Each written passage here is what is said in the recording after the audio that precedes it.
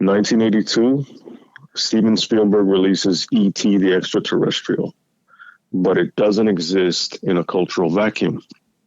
Rick Ramos, what's E.T.'s significance in a film history context, and what's its cultural timing? You know,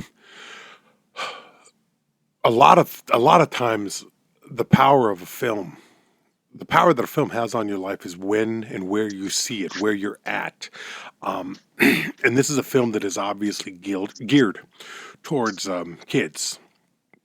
At least I look at it that way. It's a film that's geared towards children, and it's a film that is coming out of, and I know for those, there are going to be some of you out there that are listening to this that are going to say, "Oh, here we go again with fucking Vietnam and Watergate and the Kennedy assassination and the fucking slow disintegration of trust and faith in our government." But I think it's really difficult to.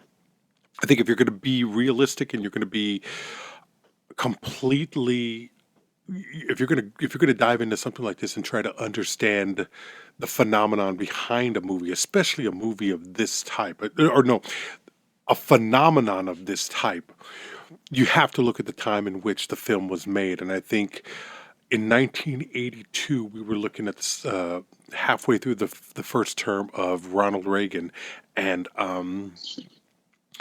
Reagan coming out of the Carter years, coming out of the 2 or 3 years of Gerald Ford and Nixon, and I think all of that hangs over this disgruntled, sad, angry, paranoid country that no longer believed in the perceived greatness that came out of World War II.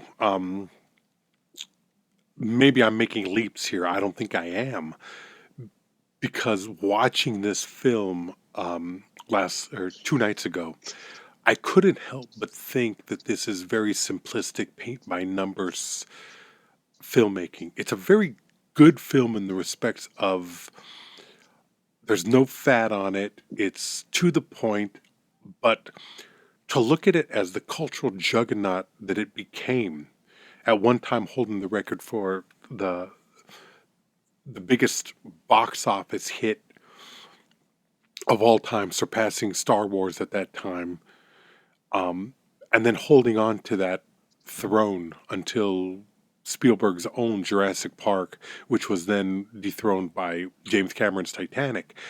Um, if you watch the movie today, if you're like myself, if you're like me, you walk away with a sense of being manipulated emotionally. And I don't know if at 49 I'm just too cynical, angry, pessimistic, or just realistic. But this movie really bored the shit out of me. It's not a bad movie. It's a really well made movie. But for it to have the s- for it to have the critical appraisal that it has had over 40 years, I think is I think is unwarranted. And I think that the times which created it elevated it. This is not It's a Wonderful Life. This is not a film that and culturally, I don't think this is a film that I hear a lot of people going back to over and over and over again. I don't hear people on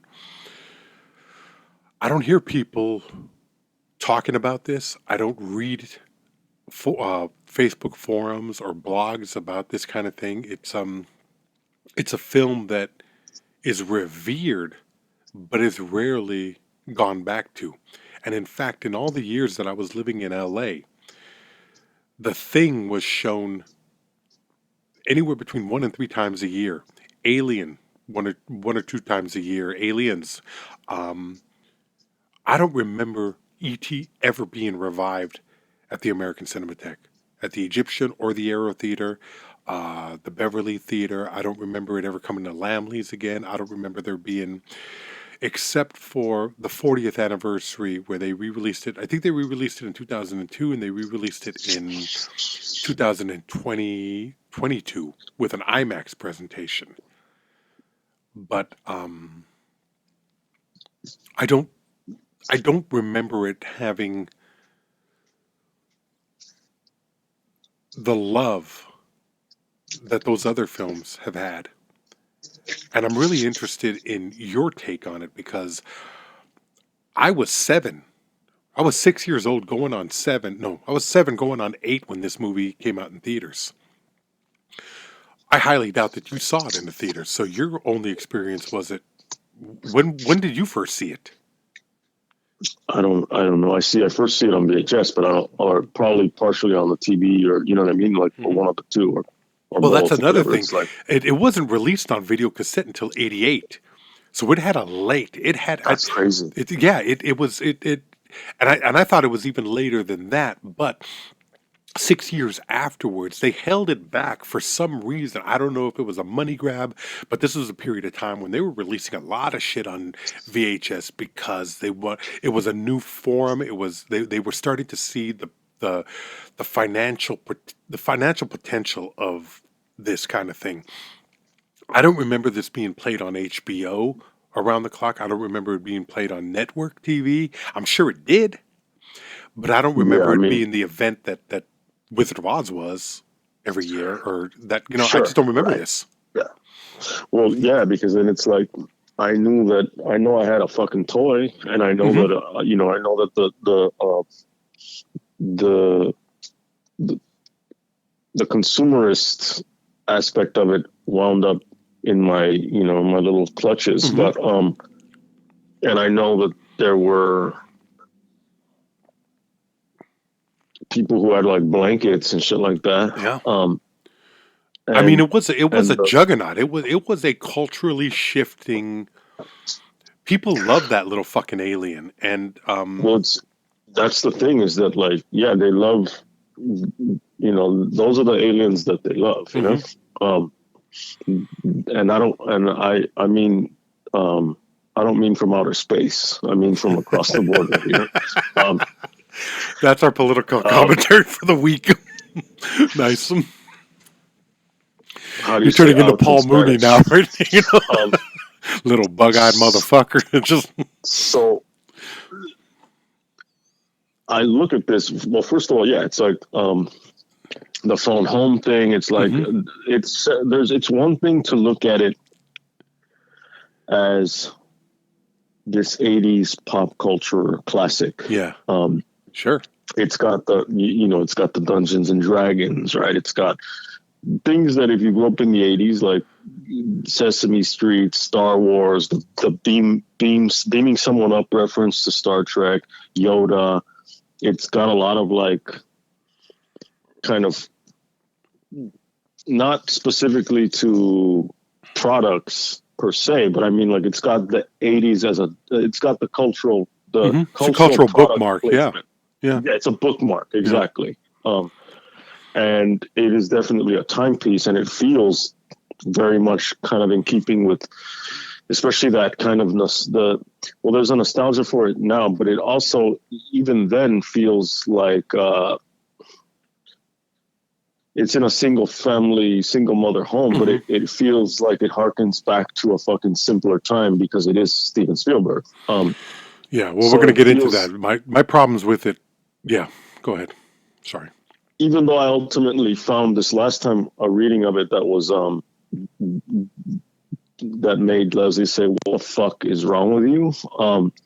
Wait, why? We'll get to that. Had she seen it before? Had she seen it before? Yes. No. Okay. Yeah, and we've seen it together before. Okay. But it's just based on what I said in the moment at that. But we'll get to that. But it feels like it feels like on some level, like, do you remember that old?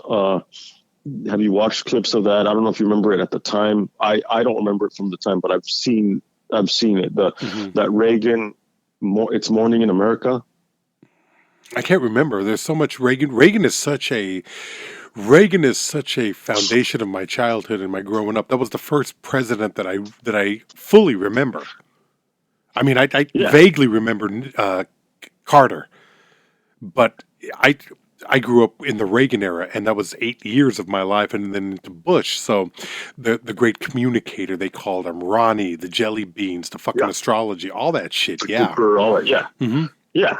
Nancy Reagan, like with the astrologer, and, Yeah. and right, and then the jokes about Reagan's mental capacity and everything. But Yeah. everyone was like, "This man is amazing," right? Mhm.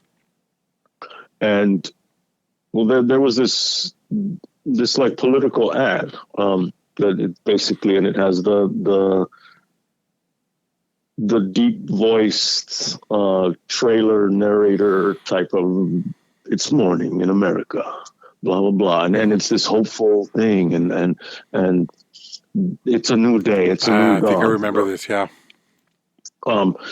You know, the I think it was the Lincoln Foundation with Trump. They would add a U to the morning, and these are people who also revere Reagan because they're Republicans too. Yeah. So they did a twist on their own shit. Anyway, there's something about ET that has. No, wait a that. minute. There's also Wasn't that some- commercial? Didn't that commercial end with a little girl and a flower and then like a nuclear explosion or something? No. That's a That different one. is the Okay. that's the Daisy Girl. That is the. I believe that was I could be wrong, but I'm getting my I think propaganda that was- mixed up. You can understand the You are, confusion, yeah. though. You can understand. that one was to go against. I don't know if that one was going against Goldwater. Maybe. The Daisy Girl commercial is basically like, if you go with this fucking right wing candidate, we're gonna end up in an atomic war. Yeah, nuclear holocaust. I remember that. Yeah. Yeah. And I think that one might have like a countdown. Yeah, he did. And yeah, that's from the 60s. That was like LBJ. Yes. But I don't remember who he was going against. I don't know. Humphreys? I think it was I think it was Barry Goldwater. Okay, yeah. And so that would have been post Kennedy, obviously. Yeah. So that's that one's a little scarier, but because the implication is, if you fucking, you know, and that's in where you live, you know, if Goldwater if country, yeah. So this is, even though we were still living under this Cold War paradigm or whatever, this also has like the feeling of like a Folgers fucking commercial. It's like ET wants to go home, but when he gets home, it's going to smell like home. It's going to smell like coffee. It's going to smell, you know, and there's going to be a latent sexuality to the commercial because it has to be a Folgers commercial. And I'm getting ahead of myself. But I watch ET, you know, this newest time, and I think about the 80s. And then I think about, we just went through this whole fucking like alien thing. Yeah. And I look at like some of the other films that involve not the Alien franchise, like Alien in quotes, but films about beings from outer space or from other worlds or whatever in the 80s. And there seems to be this like kind of cultural swing between either they're fucking scary or they're lovable, and it's like, which is it? And it's like, we've talked about this, so I don't know if we've done it on the mic or not, but it's kind of like, it's almost like audiences or maybe, you know, or there was a perception that audiences needed ET after Alien. Yeah, it was like a palate cleansing. It was like, and that's, I think, the combination of the bleakness of Alien, but also the world. I mean, here's the thing about Spielberg's genius, and he is a genius. He is a great filmmaker. There is no doubt about this. I don't think this is the film that really showcases that. But the problem that I've always had with Steven Spielberg is that he's a Boy Scout, and he doesn't. It seems to me that he looks at the dark side of humanity as a boogeyman rather than a factor of who we are. So it's not a real threat. Even in this film where the CIA or the FBI or whatever fucking government organization narrows in on capturing ET, it becomes this boogeyman type of thing, you know? And it also turns into like this kind of weird American propaganda. Yes, it does. It's absolutely that. No, because I'm sitting there. Well, I you would hate this, but I love, especially with movies that we've seen like already together before. Leslie will like sometimes she makes these comments, you know, and like there's even if she hasn't seen the film, she'll still do this where she's like goodbye when she senses that someone's gonna die. She would take a bullet. She would take a bullet from me. Yeah, she would take a bullet. She would say goodbye, and then she would say goodbye to herself. And she's like, why the fuck are they wearing astronaut fucking like wouldn't they be wearing like hazmat shit? And yes, but there's something jingoistic just about the costume, you know what I mean? It's like it was already Halloween time in terms of the timeline of the plot of the story of the film, and so you have your Yoda come out, you have this come out, you have the off camera where the mom is like, no, you cannot dress like a terrorist. And there's something naive about it. It's not even naive. It is naive. But it's naive, it's also simplistic. I see. It's simplistic, and it's simplistic and obvious, and I think it's something that Spielberg would outgrow, because I think his films. You know what? As I look back, Spielberg is known for his fantasy films. Spielberg is known for these incredible looking into I don't know how to say it, but okay, so for me, he's not a great fantasist. He's not a great his dramatic films are much better. Saving Private Ryan, with the exception of the ridiculous opening and closing bookends, is a masterpiece. I think much different than the Thin Red Line that came out the Thin Red Line that came out that year. Malick's was poetic. Spielberg's was a little bit uglier and closer to the experience, I think, in that sense.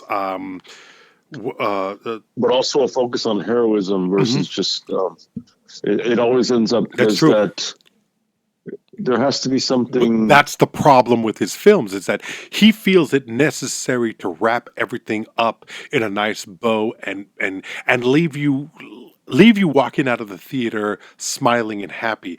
I don't agree with Terry Gilliam on a lot of things. I love Terry Gilliam as a filmmaker, but I don't agree with him on everything. But he did say that one of the problems with Schindler's List is that Spielberg filmed it as a triumph when it should have been filmed as a great tragedy.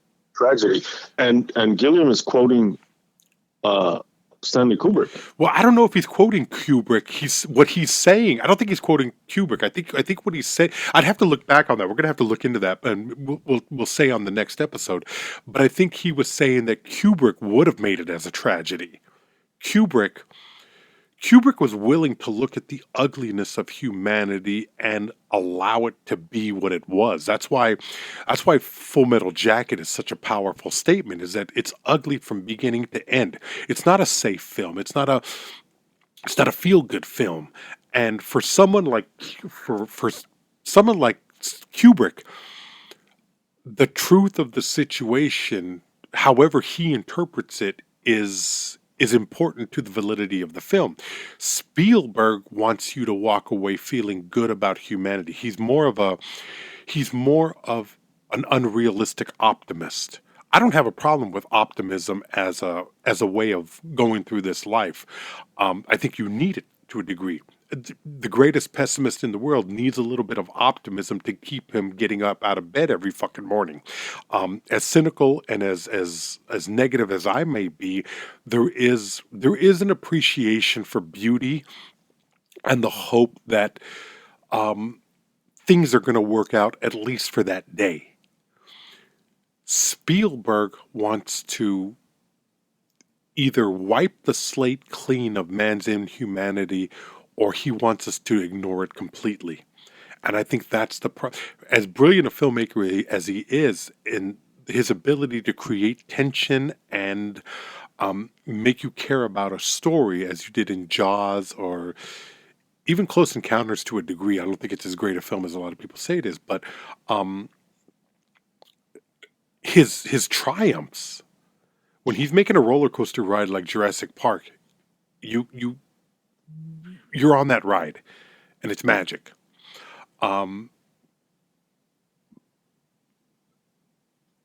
In most cases, when he takes on a serious subject like The Color Purple, Empire of the Sun, Saving Private Ryan, or Munich, they're good films, but they sabotage themselves because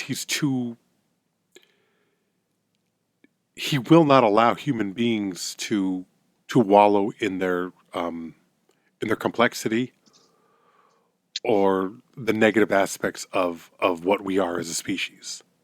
And I think Yeah. he's so great a filmmaker that what he does get right makes you ignore those things to a degree. You don't Well, it yeah, fucks up the film, makes you but forget. yeah. Yeah. It's almost like let me fast forward Saving Private Ryan 10 minutes and let's get started. Okay, now the battle's over. Let's cut out of this shit. Because I don't want to see this old man crying at the fucking graveyard, and that somehow validates everything. The fight validates it. And with this, I just felt that it was anonymous boogie, and this is going to be very problematic for people who worship at the altar of Spielberg. I like a lot about this film. I think it's decently written. I think it's beautifully shot. Oh yeah, I mean Beautiful. every shot is Oh yeah, is framed so well. hmm beautiful. I think getting the performances out of the kids. These are Amazing. great. This is some of the best child acting ever captured on film. After probably Our Gang, which I think was the peak Henry of it. Thomas. Henry Thomas is incredible. Robert McNaughton as the older brother is very good. As much as you might hate Drew Barrymore today, she's very cute and very good and Of very course, natural yeah. in this film. It's not, she doesn't feel like a commercial kid where she's overly cute. She seems like a natural cute little kid. So the problem with this film is the direction. It's not dark enough. It doesn't, and it's not a matter of does it need to be dark? You're hinting at dark.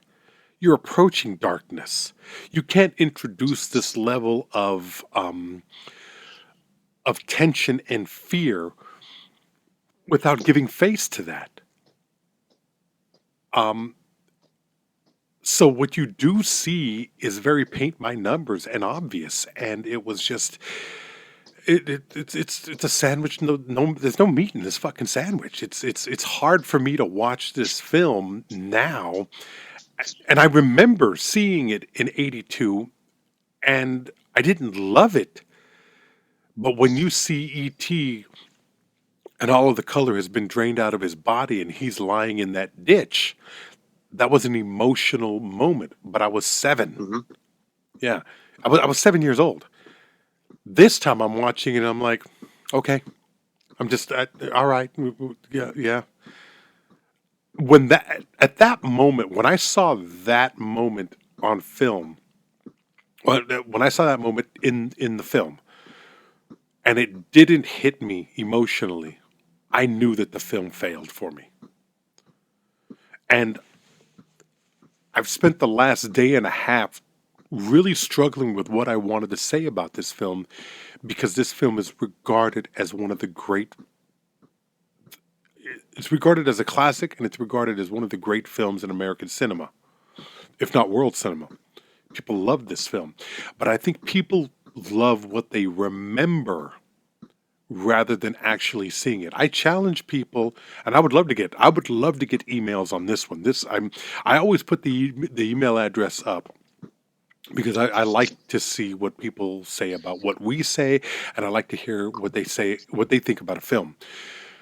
But I think if you watch this film again, it would, as an adult, without that innocence of childhood, I think it would find it very difficult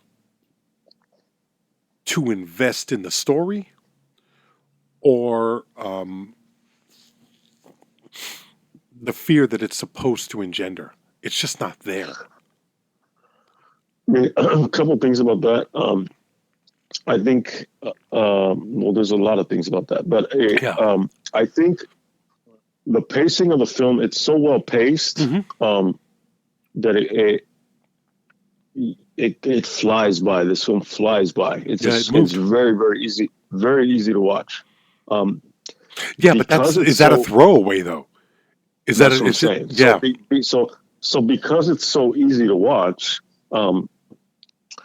I think a lot of the emotion, it doesn't achieve an emotional depth because it's kind of like, oh, funny, oh, sad, I agree exactly with what you're saying. But if it doesn't achieve an emotional depth, how the fuck has it been a film that people have embraced for so many years? That they love this film. That oh my god, my childhood. I think it's a matter of, it hits you at a moment when you were much more impressionable.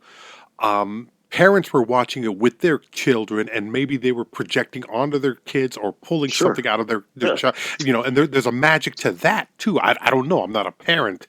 I kind of felt it when I took my nephew to see They Live. To watch him get excited when the fight scene, and watch him go, oh my god. I don't know how many times I don't know. I don't know how many times he said, oh my god, because that fight scene was so fucking ridiculous. But I felt like a good parent at that point, because it was like, wow, this, I don't know, man. It's pop culture. It's fucking pop culture. But is it Emperor's New Clothes? I don't know. I don't know if fucking E.T. is truly naked, I don't know if I don't think there's one thing to pin it on, to say, the character himself he looks a particular way, and people were able to attach to that. And he looks cool on a fucking on a kid's blanket, or on a fucking bedspread or whatever. It's kind of it's like, what are you looking at? Like, and this goes back to the cultural timing thing that I'm talking about, but it also goes back to the Kubrick thing. Mm-hmm. My understanding was that Gilliam was, and I could be wrong. I don't know what it is, but at least how I understand it is that Kubrick, the guy who wrote the adaptation of the novel that became Eyes Wide Shut, he wrote a book on like a memoir called Eyes Wide Open, and he talks about, and and is he a reliable source? I don't know, because he had he had a lot of shit to say about Kubrick. But As my anybody understanding who is that, collaborated with Kubrick would sure, say, yeah, was that Kubrick's take on Schindler's List was not that it was about the Holocaust as in the macro level. Yeah. It was about, the Holocaust is about, and I mean, I'm inserting my own, I'm putting italics into it, because as I understand it, Kubrick said 6 million people died. More than that died in the Holocaust. It wasn't only Jewish people who died in the Holocaust, but the number, typically, the number ballied as far as I is know, always 6 million. Yeah, but it can be 12 or whatever, depending on who you're talking about. Well, be specific. We're that number doesn't include homosexuals, mentally retarded, enemies of the state, gypsies, enemies of the state, Slavs, all this stuff. Yeah. So it wasn't as simple as history wants to write it down as. There's more to it. There's just more to it. So then, okay, but if you're talking about, let's go with the conservative. Let's go with 6 million, just for the purpose of this. Because the episode is about more than this fact. And this fact, am I gonna look it up right now on Google? No, we're gonna move on. So whatever that number is, as I understand it, supposedly Kubrick said, like that, the Holocaust is about this many people died. Schindler's List is about this many people survived. That's not the Holocaust. The Holocaust was a failure. This was a success. Yes. That's my understanding, and I don't know if I'm remembering it correctly or whatever, or if Gilliam, or it's like a side parallel thing or whatever. But either way, if we look at what you said about what Gilliam said and what I'm alleging, it's kind of, that goes back to what I'm talking about, the cultural timing of E.T. after Alien, because it's like, well, Alien gets more showings at the fucking Cinemark, or at the fucking, not the Cinemark, the Cinematheque, New Art and all this and that, Cinematheque and whatever, but does, the Thing in all of its various forms and guises, does that end up on a kid's bedspread? No. E.T. does. Yoda does. The bad guy who does is Darth Vader. Okay, that's different than fucking a xenomorph. If you look at some of these films, 79, Alien, then it swings to E.T. in 82. Then it swings to the Thing in 82. Then fucking John Carpenter swings to fucking Starman. Yeah. And you get Starman and Buckaroo Banzai and shit like that, and Cocoon, that are like these more, let's all drink hot chocolate together, alien movies. Yeah. And then it swings to fucking Aliens back the other way, which is, I mean, it's still even like that is like, is more fun, but compared to fucking Flight of the Navigator, like same year, Aliens is dark as fuck. And then the next year you have fucking Predator. But then you also have Batteries Not Included. So it's like, there's the fucking lighthearted version, and then there's the fucked up version. Yeah. You get Alien Nation, which is like, glad you mentioned that one. Yeah. It's like, let's work together. We're side by side. We're in this together. We're here. Don't discriminate against me. Like I can assimilate, but still keep my own culture, blah, blah, blah, blah, versus fucking They Live, which is fucking like, no, we're fucking hiding among you and controlling you. Be afraid. If you find out about us, be afraid. So Spielberg is definitely on one particular side. And I think audiences, it's one of those things where it's kind of like, it almost becomes kind of like Michael Jackson versus Prince. It's kind of like Yeah. the critics fucking are going one way and the masses are going another. And not to say obviously that the masses didn't like Prince. That's not true. But there's a difference between the perception of Prince from critics and audiences, and the difference between perception of Michael Jackson, critics and audiences. Even if you can respect both, it's a different thing. Well, here's I think I don't want to be misunderstood in my assessment of this movie or my view of Steven Spielberg as a filmmaker. I consider him a great filmmaker. And in this particular film, I don't think that Spielberg is trying to manipulate emotions outside of a storyteller's need to manipulate. I honestly believe that when you watch this film, that I believe that when you watch this film, Spielberg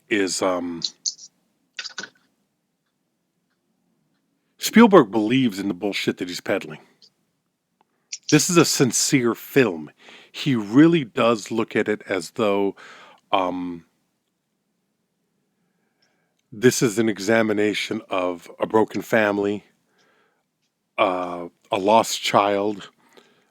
A lot of this movie stems from Spielberg's own broken family when his mother, I think his mother was a little bit nuts, left his father for a best friend. Spielberg created an imaginary best friend that was an alien. This is the shit that I've read about this.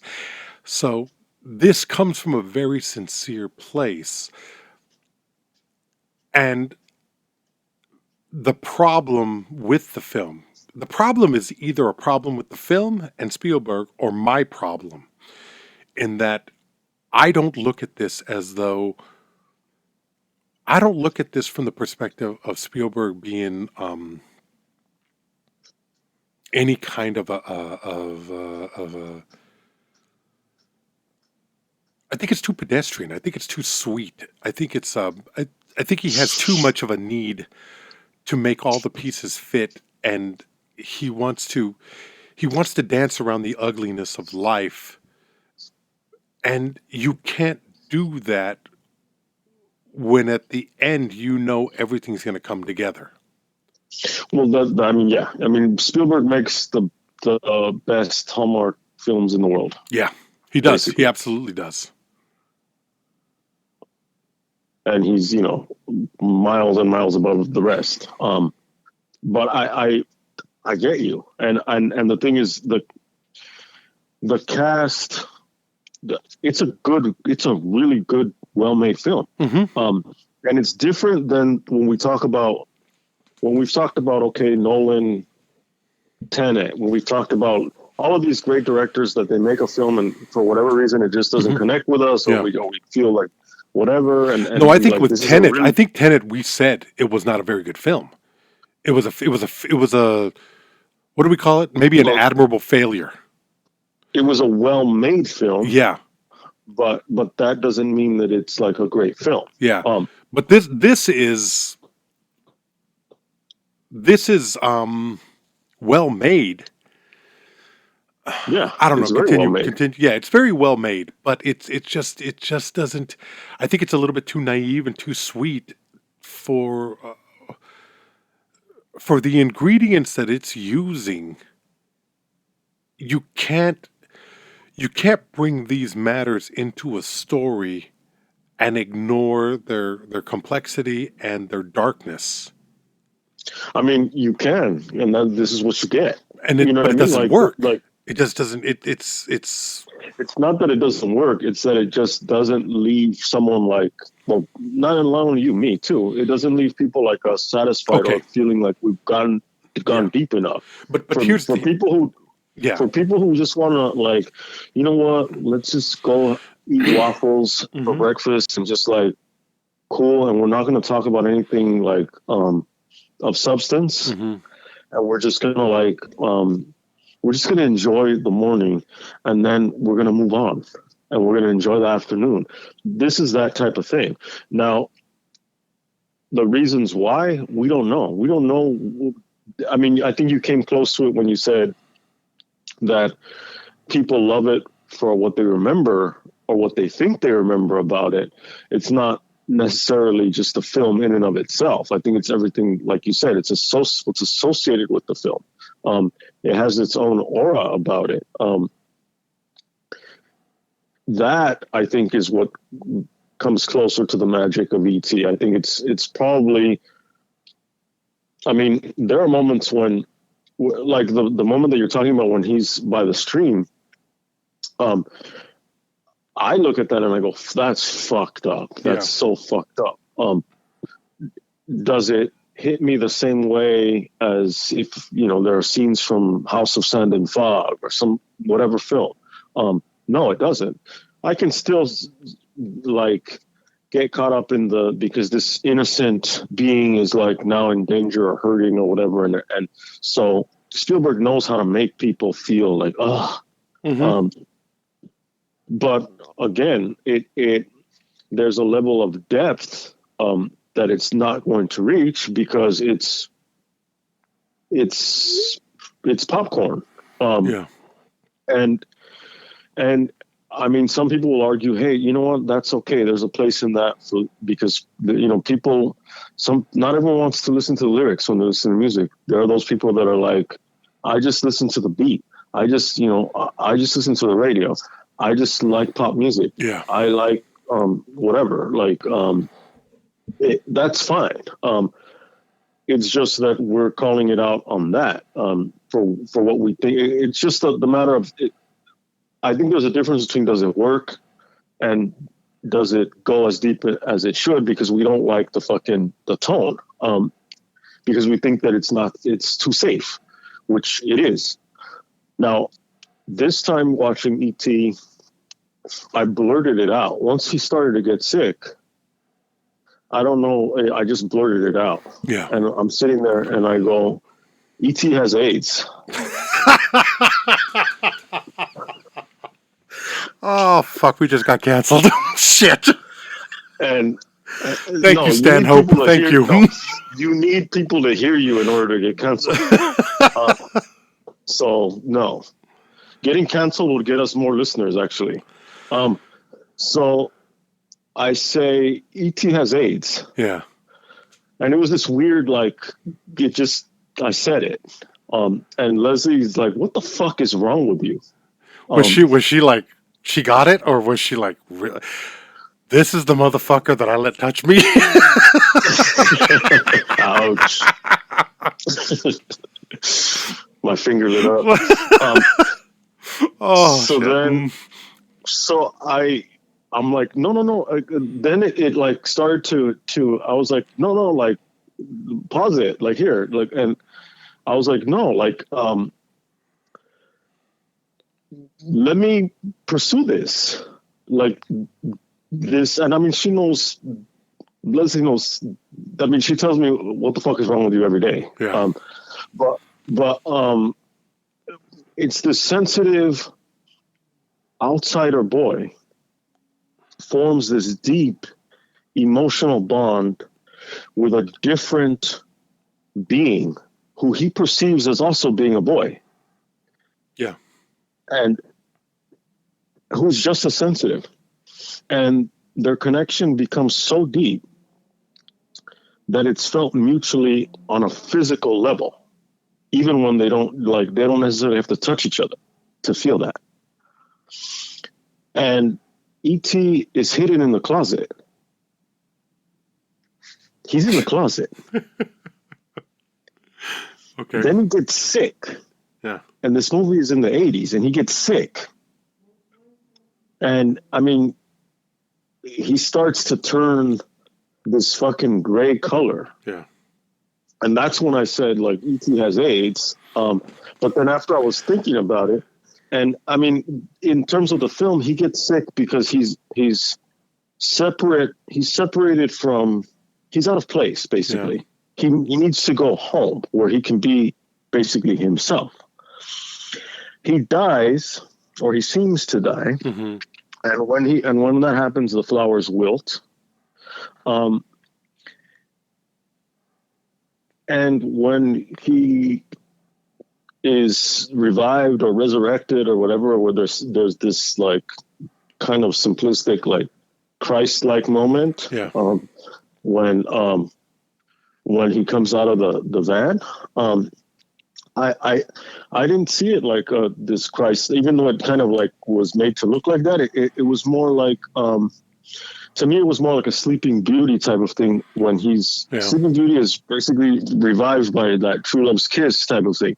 Um, he escapes from people who don't understand him, and he's helped to escape. And he takes his flowers, he flies off, and he leaves a fucking big ass rainbow in the sky.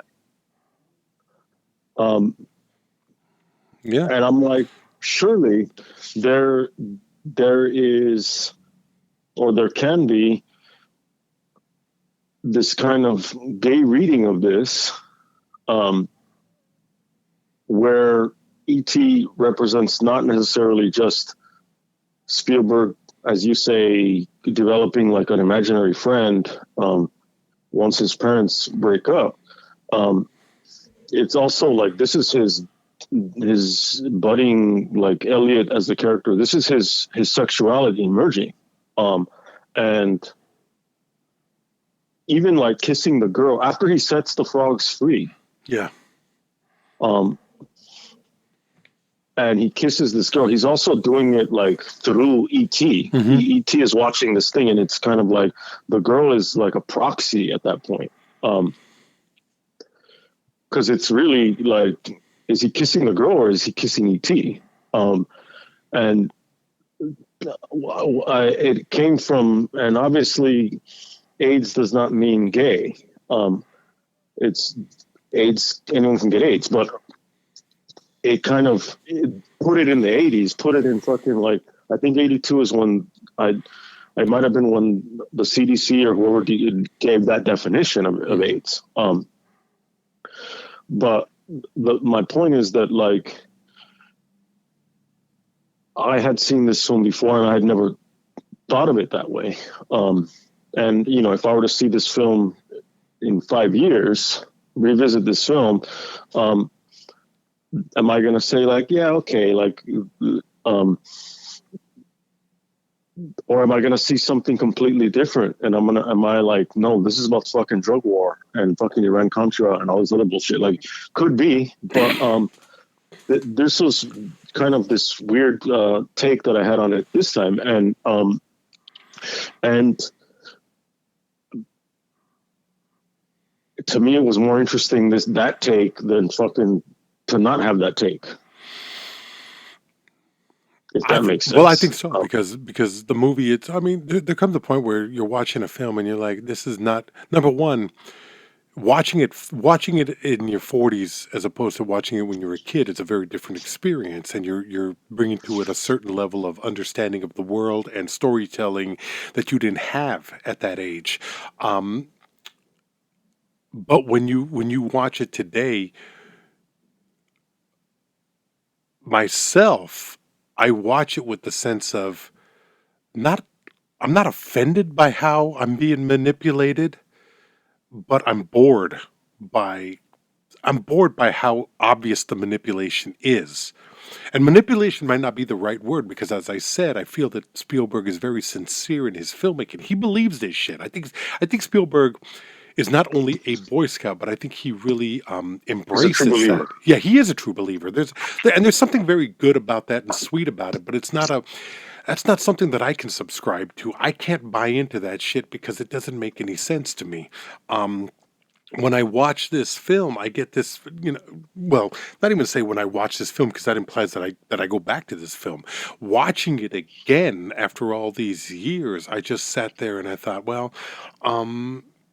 I see what he's trying to do, and I see the growth of a filmmaker. But when you were talking a little bit about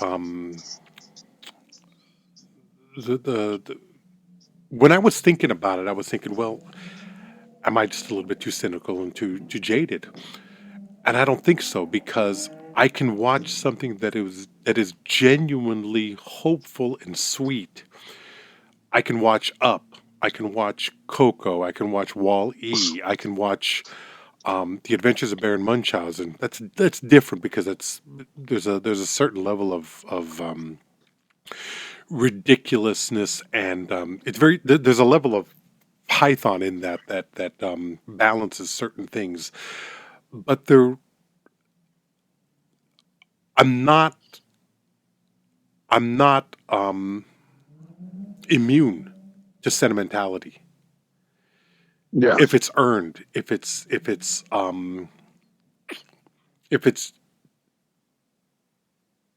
it's well done. I think here that I think the problem here, and like I mentioned, the cinematography is great. John Williams' music is good. The look of it is great, and the kids are wonderful. So the problem has to be with probably the writing, but also Spielberg's handling of the direction. You're right; it does move quickly, but it doesn't pull me in, at least. And I'd be hard pressed to imagine a person of our age who encounters this film not as nostalgia, not as remembering their youth, or what this film was to them when they first saw it at 7, 8, 9 years old, to watch it today and think, not that this isn't very good, but that this does not have the emotional pull that it once did. I'm not a child anymore. I'm not as innocent as I was when I first saw this movie, and I don't, I can't imagine having my own ET. And it's weird, because I was looking at my dog, and I thought, if this were a dog instead of ET, and the dog was suffering and the dog was dying, I'd probably be crying right now. And that's The, manipulation too. But well, you yeah. know what I mean? But that's an The, earned manipulation that you can actually, if you've ever had a dog, if you've watched them suffer or had to put one down, you can put it on that. This doesn't work that way. I don't know. I'm conflicted about this movie, this all, but I do know it this doesn't work for me. this this leads me to another question. Like, Hmm. let's like do like a thought experiment. Yeah. Like, if you were to get someone who hasn't seen this film, Yeah. so an adult who Hmm. hasn't seen this film, Yeah. who doesn't know Yeah. that ET is going to make it, because those of us who now like have either let's say it's two camps. Let's say you fall into the camp of like, you have all this nostalgia around ET Hmm. and it's all positive, whatever. And then let's say there are those of us who are trying to look at it from a more critical perspective, who are like, yeah, it lost its magic or Hmm. whatever. Um, both of those kind of camps exist because they've seen the film as a kid. Yeah. Um, one having retained the one camp having retained that kind of that warm fuzzy feeling about the film, the other one having lost it, having grown out of it, let's say, right? Hmm.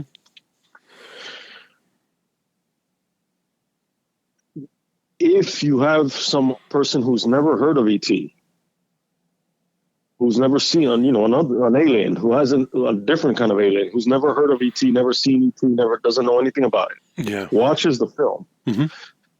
like, would that person feel that there's a definite threat to ET and that he's truly in danger and that he could truly, or is it just that we now feel like, oh, there's no real fucking threat, there's no real stakes because we already know the outcome? I don't know. Because I think that might also be part of it. It's and there's no way to fucking like really, unless you fucking do that study, you know what I mean? Like there's because I think that might be a component that that we're not looking at. We're looking at the fact that, like, okay, having watched it makes you feel like you're putting more weight on it than it should have, but there are going to be those of us who don't put that weight on it anymore, or however little or much weight you put on it from before. And it's like having watched it actually made it like seem childish or over sentimental or whatever. Yeah. I think that thing, it probably cuts both ways. For me, the distance, like, now I'm curious about like gay subtext in 80s films, because I'm thinking of that whole Quentin Tarantino thing about Top Gun being like a gay metaphor, or Nightmare on Elm Street Part 2 as being this like homoerotic fucking scream queen horror film. And it's is it that those readings just make the films better because it's an interesting kind of like exercise, that actually there's something to play with there, like well, I think that's in the material? Or is it that like these are better films, or there's more to it than meets the eye, by accident maybe, I think in most cases, if you're going there with the film, then the film itself is boring you to a degree. Not always, because I mean, you can look at. I mean, look, we're looking with at those films that you've talked about with Top Gun. Well, yeah, or sure, even this for me. It's also a certain. There's a quality. I mean, like you can, when people do, if they're doing some kind of fucking like class warfare critique of extensive, deep fucking using Marxist theory and all this blah blah for Alien, for the first one, like, it's not that the film is boring and then they're having to invent all this stuff. It's that like they're using that reading, and that there are moments in the film that evoke that. Does that? But the difference is, does that reading magnify or amplify what's great about the film? Like with The Thing, if you look at The Thing and watch it with the perspective of AIDS. Yeah, and we kind of touched on that when we did that episode. Yeah. That amplifies it. That makes it so much better. But that's a cultural reading that that makes you wonder about what is being portrayed on screen and what is being said, and it makes it a much better film. I don't think you have that here. I think what you have here is, or with Top Gun, is that you have something that is uninteresting, and then you just start playing with you start playing with both the mythology and the narrative itself in order to make it more interesting for you. Or at least that's the way I read it, because what you're saying would make it a much more interesting experience, because now I'm projecting all this shit onto something that I'm not really enjoying as it is. Well, I think it's a thin line, because I didn't say like, let me see if I can turn E.T. into a gay film. Yeah. That's not. But that pops into your head, and that makes it more enjoyable, though, because now because in this case you're bored with what you're watching. And in order to get yourself through something and make it a little bit more palatable, make it more exciting, make it a better experience, you read all this other shit onto it that might or might not be there, but makes it a much more interesting experience from that point on. I get what you're saying, but I think that it was the same process of like, it's to me, it's the same as watching Alien, even though they're not the same level of quality, blah, blah. Yeah. I didn't feel that I said like. No, that's not what you said. This is me.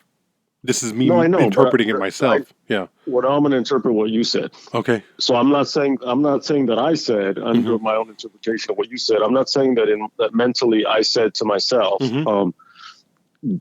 what can I do to fucking like make this a better experience because I'm in such pain right now. That's it. Yeah. He's gay. It just, and it wasn't like, and it wasn't either. It wasn't that, and it wasn't like I want to do 80s. I want to do feminists from a fucking 40-something male perspective, a feminist perspective of films in the 80s. Let me pick 10 films. E.T. is going to be one of them, and this is why. Blah blah blah. I didn't do that either. Oh. It just kind of. Everything that what I just talked about in terms of that, like loose fucking reading of it, is just it's just pretty much coincidental because it's not that Spielberg went into it with these intentions that I know of. I doubt it. It is just kind of like this is what it made me think about. I'm sure. A Google search, which I haven't done in relation to this, will lead to at least some fucking some article somewhere, something somewhere where someone includes it in some list of possible gay films, whatever, right? Like, of course. Does that mean that it falls into the category of it was made more interesting because of what I thought about it? Yes, that is true. I agree with you on that. Did I do it as a reflexive kind of way to escape the boredom of the moment? I don't think so, because I was actually watching it kind of fresh, just because I was also really looking at the shots and really looking at it from the perspective of like the performances, so that as a viewer, I wasn't bored because I was also like engaged in, I'm like, this kid really loves E.T. Like, I believe this. And when I said that to myself right after, and it's not like I remember the line, it was right after I said that to myself that he says it. He says that I love you. Mm-hmm. And to me, that's just a testament to how great a performance that was, because you could feel it before he said it. It's not like he said it and then you're like, oh yeah, that character loves that character because he said it, and there's no subtext on the contrary to that. Henry Thomas is great in this fucking film. Oh, absolutely. No doubt. And so I wasn't really bored because it does go by so quickly that I wasn't bored with it in terms of that. Am I unsatisfied having watched it that it didn't go deeper and all that, and that it isn't a different movie? And yes, of course. But I don't think that my response to it and that the whole, this blurting out of he has AIDS thing was necessarily that extreme. I just think that, no. And this is also like the rainbow part hadn't even come out yet because that's at the end of the film. Mm-hmm. So, but also the rainbow thing wasn't even adopted at that point in the 80s. I don't think the rainbow was. I think that goes back further. I think that goes back to. I think it goes back at least to the 70s. I wasn't even aware of it at that point, so I guess it wasn't. It didn't register because I wasn't paying attention to it at that point.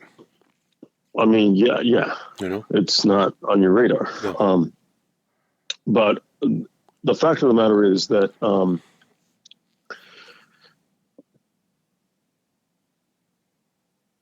whether we believe that culturally this was something that actually did, I mean, not that Spielberg and the creators of this film were like, oh, we're going to do this now. Yeah.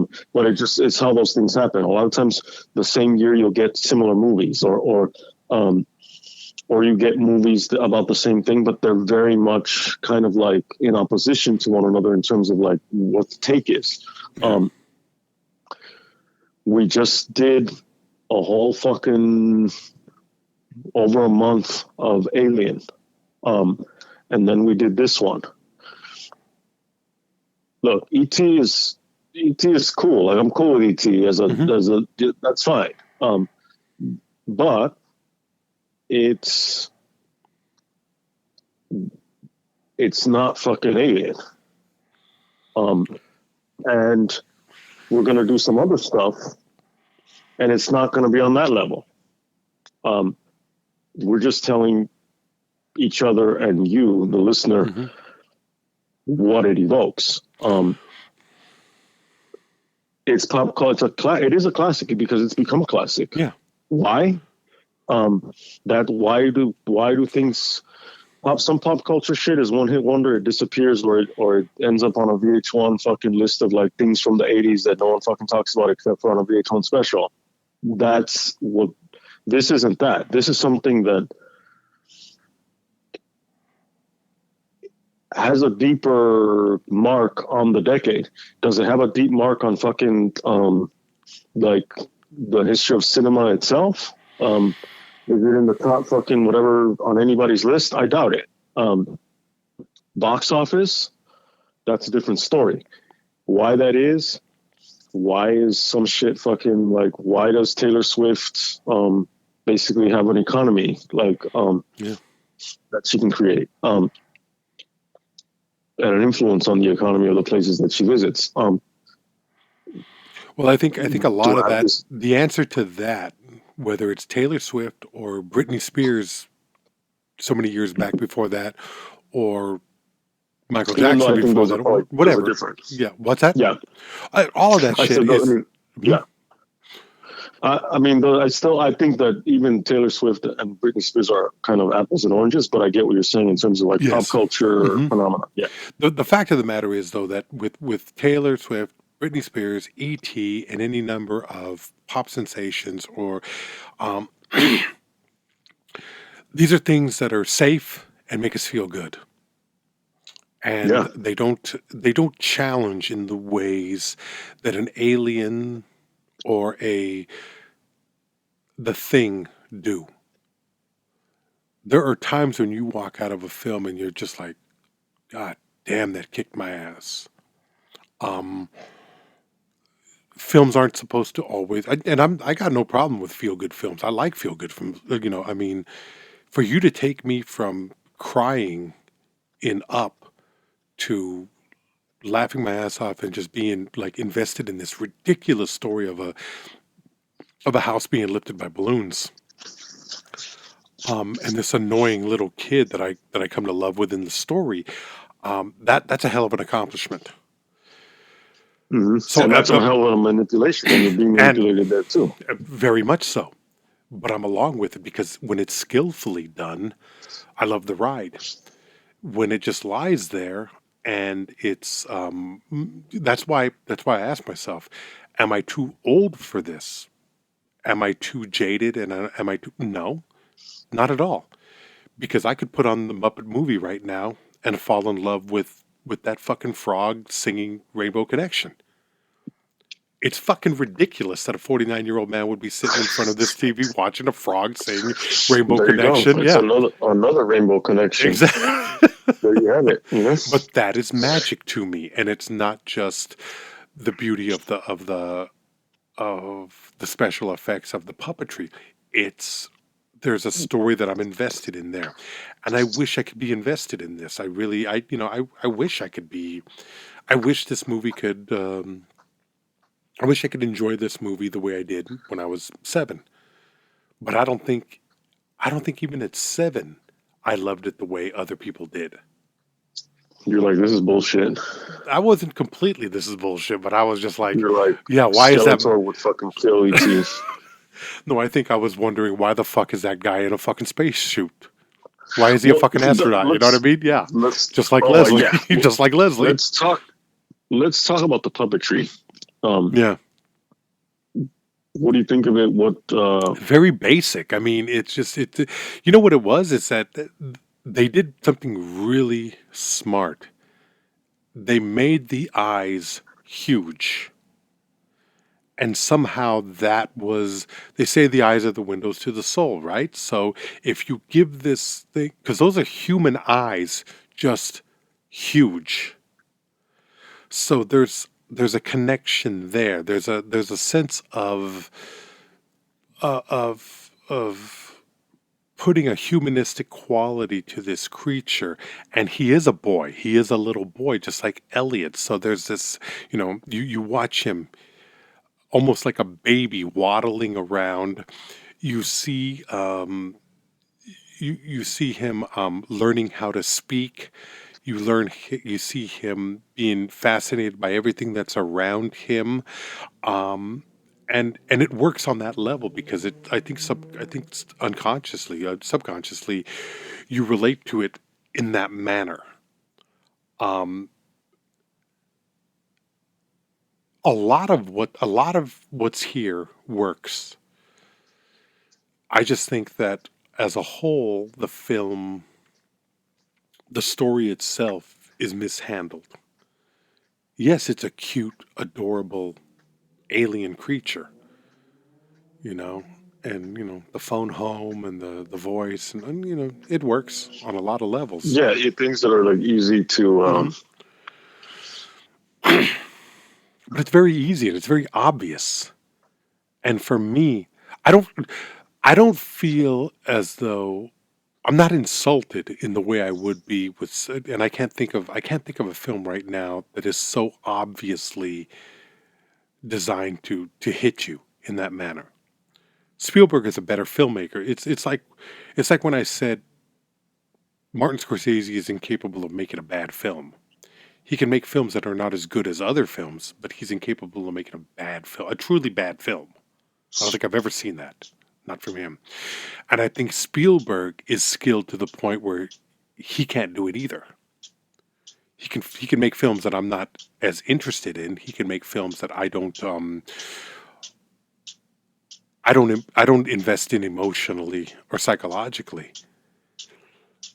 But the filmmaking skill is apparent. It's very strong. It's yeah. very much this guy knows how to make a movie. It's just I don't, hmm, I'm disappointed. I mean, yeah. You know, The big eye thing is now I want to talk about hentai in context to fucking ET, because I'm fucking gross. But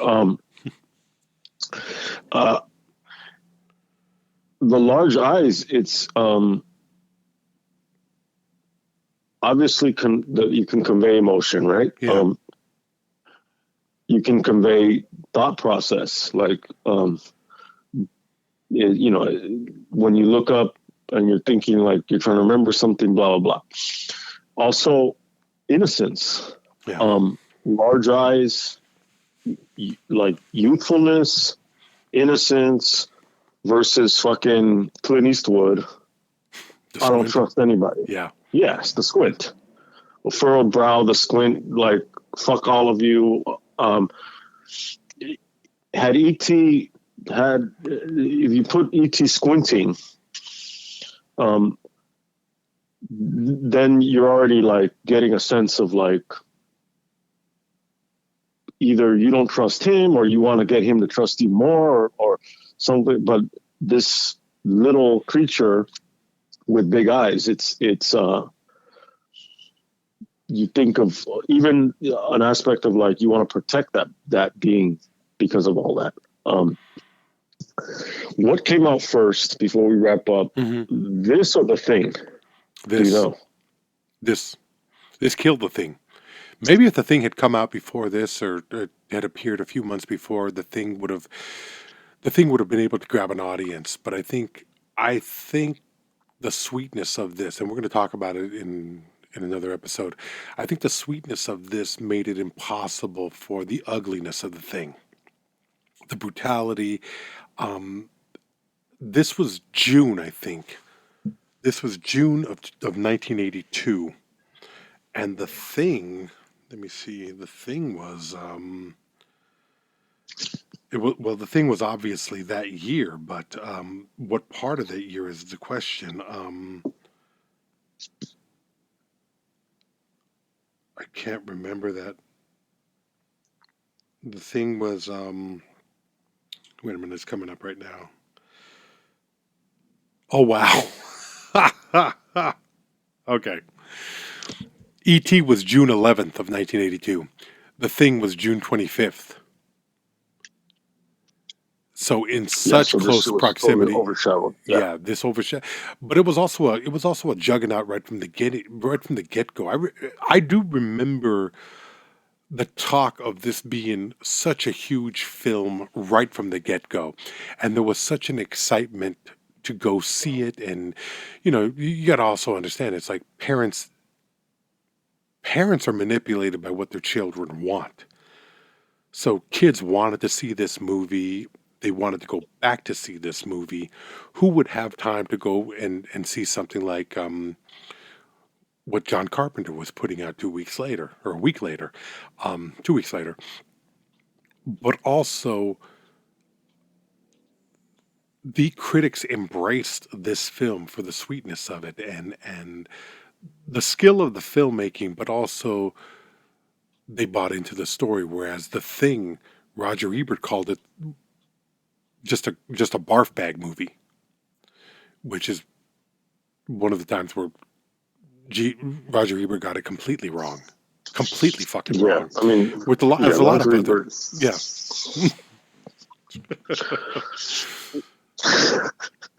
I mean, Yes. I love what they did to bring awareness to film criticism and being on TV, but motherfuckers were wrong in a lot of instances, and this is one of them. Like, don't be so fucking square, Yeah. Like, not you. I mean, No, him. I know what Like, you mean. I know what you mean. But that was the thing. The ET was such a commercial juggernaut that it eclipsed everything. A lot of movies died in the wake of ET. A lot of them that were. I'd have to go back to what was released in. You would have to go from June, the beginning of June, the week or 2 weeks before ET, all the way to probably October to see what was coming out and what died a horrific death in the movie theaters because ET was such a big thing. I remember the lines. I remember people. I remember packed theaters. I saw it in a packed theater. It was Star Wars all over again. It was a handful of films. The darker the film, Blade Runner. What year did Blade Runner come out? Wasn't Blade Runner 82? I don't know. I don't think so. It might have been. Blade Runner might have got It its might ass have. kicked by this film as well. Who knows? I think Yeah, Blade Runner was 82. What month? June 82, 25th. Oh June shit! 25th. June 25th. Yeah. The, So Blade Runner. and the thing came out the same day. Yeah. Yeah. They probably would have split an That's audience, crazy. but yeah, they were both. I mean, Blade Runner had its own problems, but Blade Runner was Sure. killed by this film as well. And I think nobody remembers that. We didn't remember. We didn't know it until right now. Yeah, But yeah. Blade Runner got And killed that's by my this favorite movie as movie. well. Yeah, that's your favorite movie. The Thing is really one of mine. Yeah. So both of our favorite films were killed by this sweet little This Hallmark story. insignificant piece of shit. I'm just kidding. Now the anger comes Um, out. Oh, okay, motherfucker. I'm- but it's I'm- something that I'm you kidding. love. Okay, you I'm prick. kidding. I'm kidding. I know. I'm kidding. But that's yeah, like Yeah. films released in 82. I just pulled up like, okay, Dark Crystal, Mhm. fucking Tron. Mhm. Was Tron 82? Yeah, Tron.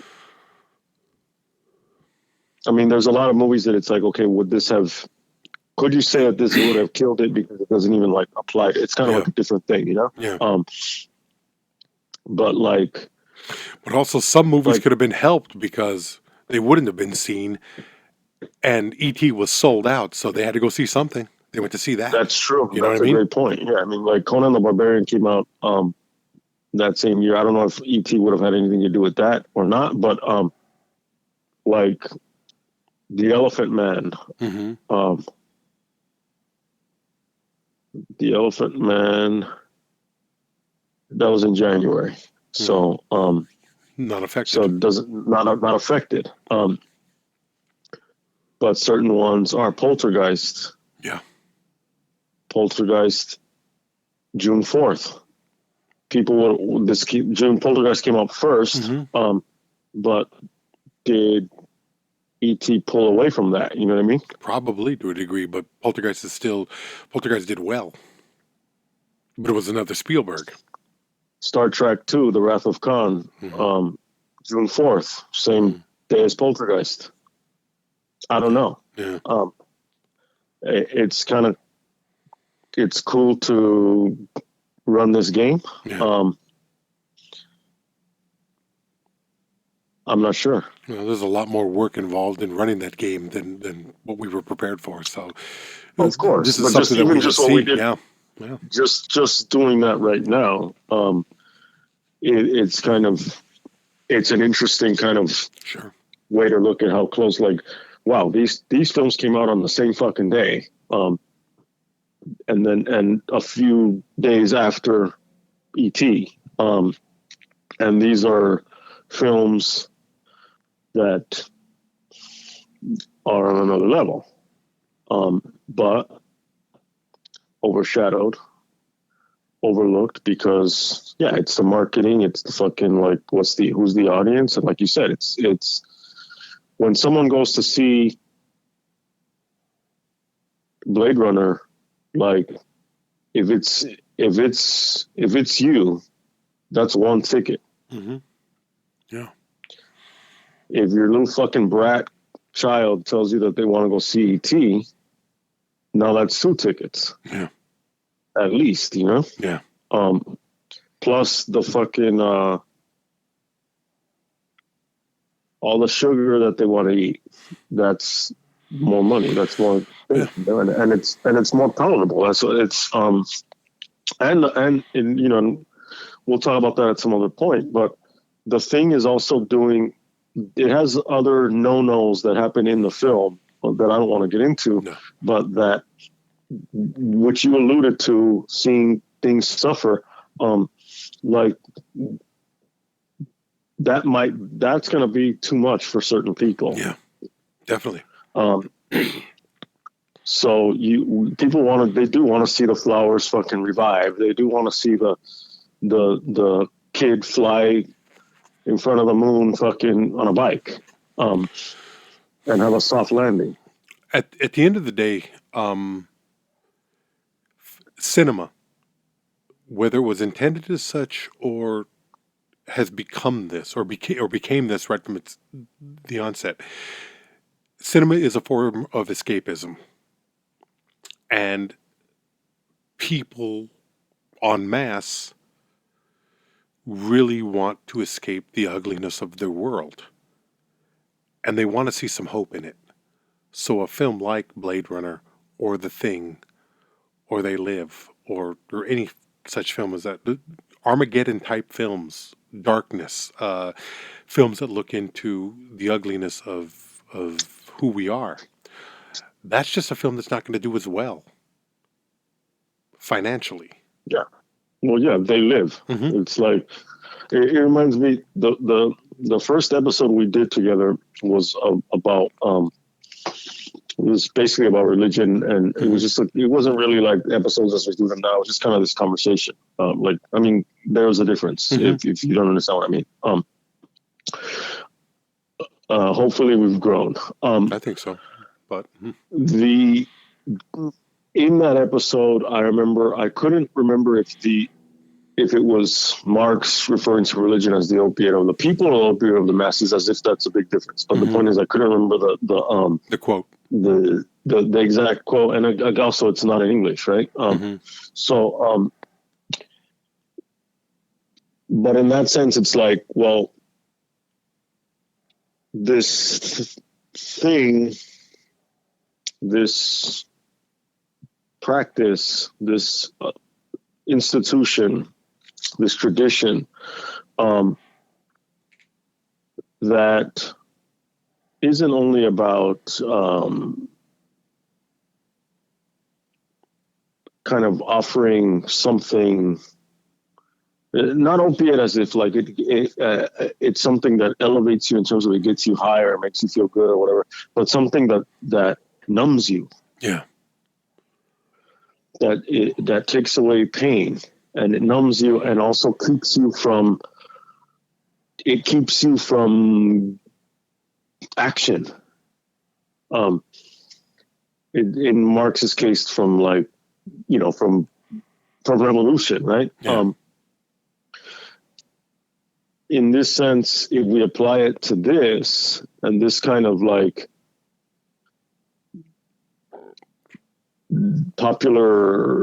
these popular artifacts, these popular products, not only stories, but products, and all of their affiliate products.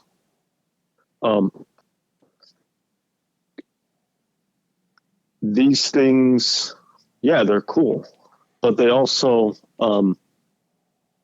they numb us, because they make us feel. They do make us feel good. They do make us feel whatever. A momentary, oh, I feel bad for ET, and it's true, I do. But I know that there will be a floating bike. Yeah. Versus They Live, which is not, and I'm not saying go the other way and become a fucking conspiracy theorist, because conspiracy theorists do use films like They Live to fucking prop their shit. But these alien films, different things that can lead to, they stir your emotions, the passions, right, in a different way, that kind of can, at the very least, maybe, let's not get into revolution in society, like whatever that means. Let's just go to revolution in your own fucking soul, right? In your own, where you're just like, this thing is at least making me uncomfortable enough, or feel enough, or whatever, that it makes me question my own fucking like ideas, or it makes me question anything. That's the thing, is like answers versus questions. Spielberg is not going to do that. No. Spielberg is not going to do that. He's not going to. He's not going to lead anyone to any deep insights about the human condition. I think he's going to lead people to kind of Hallmark card fucking platitudes. He wants you to be about the safe. warm and fuzzies. Yeah, he wants you to feel safe. He wants you to feel like everything is going to work out and everything is good, and there's hope. There's hopefulness in all of Spielberg's films. And what is hope good for if there's no fucking, like, if there's no Dark Night of the Soul, then fucking hope means nothing. Yeah. It's weird to go back to this film.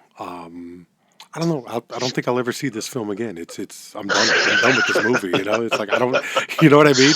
Like I'll go see Jaws again. I want to see Jaws again every once in a while. Every couple of years, I'm like, let's throw Jaws on. Or there's a part of me that wants to watch Schindler's List. There's a part of me that wants to watch The Color Purple or Empire of the Sun. It's just but this film, no. I don't. It's just not there for me. But I'm glad we were able to talk about it and get it out there, and I'd be interested in what other people had to say about it, because, and not in the sense of, oh, fuck Spielberg and he's this, and granted, I had that period of my life as well. I think anybody who loves movies has a fuck Spielberg period, because he is mainstream. Because he is the most successful. Yeah. He is the multi-billion-dollar filmmaker. He's the most successful filmmaker in the history of cinema, box office wise. Without Steven Spielberg, you wouldn't. There's just nothing comparable to him. Yeah, This a friend of mine from work who is a cinephile. Mm-hmm. He's like, have you seen this film called I Come in Peace? And it has another name from, it has like two different names, but it's this 80s film about an alien. Dolph Lundgren, isn't it? Yeah. Yeah. And I hadn't seen it. And he sent me this gritty ass fucking B-movie trailer, mm-hmm. and I haven't seen it yet, but there's something about it that, like, even the nostalgia of that, like, I'm looking forward to, at some point, like checking that out soon when I have some time. And I sent him some fucking agree B movie fucking from like maybe the early 90s, knowing me, Yeah. I think that knowing the timelines, even something like that, or The Hidden, another 80s alien movie, as fucking schlocky, as low budget, as sometimes rife with stereotype, and as lowbrow and fucking like lowest common denominator as some of those films are.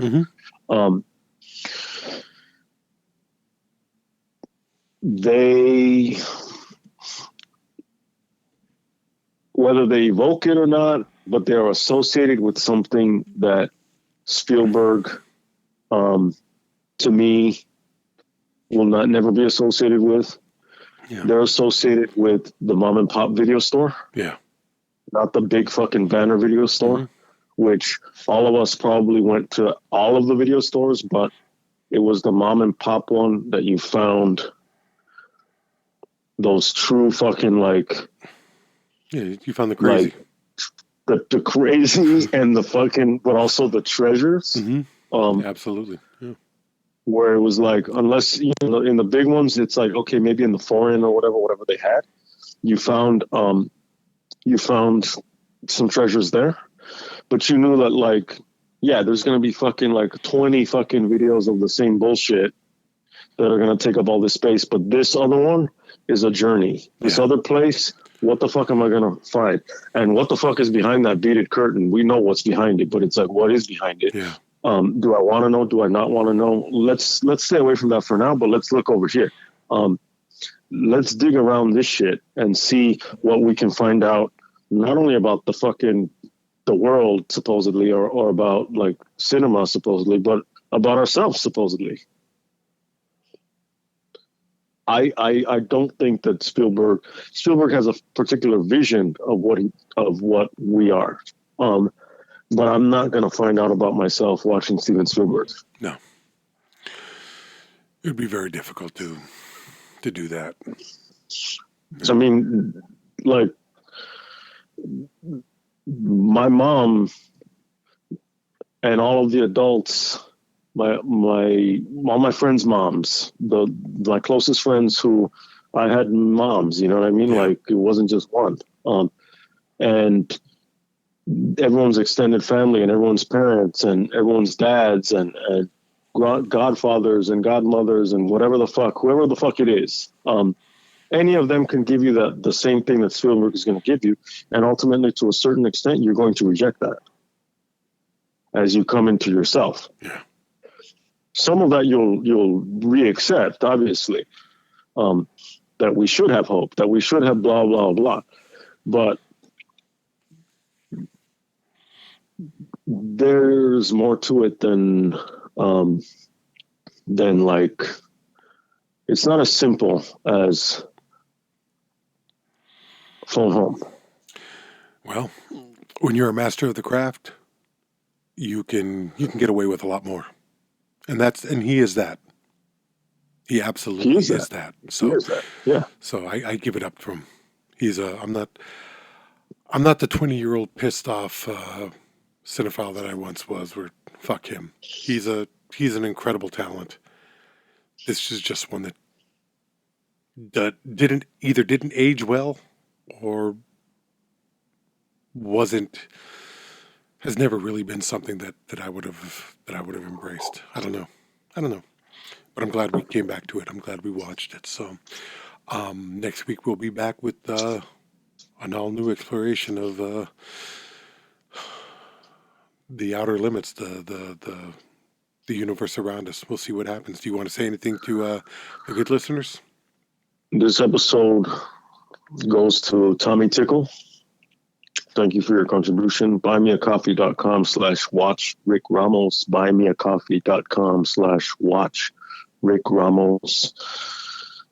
Don't go to the fucking big thing. Do it if you want to. Do it if you need to. We're the little guy. We're the fucking small video store. Support us if you can.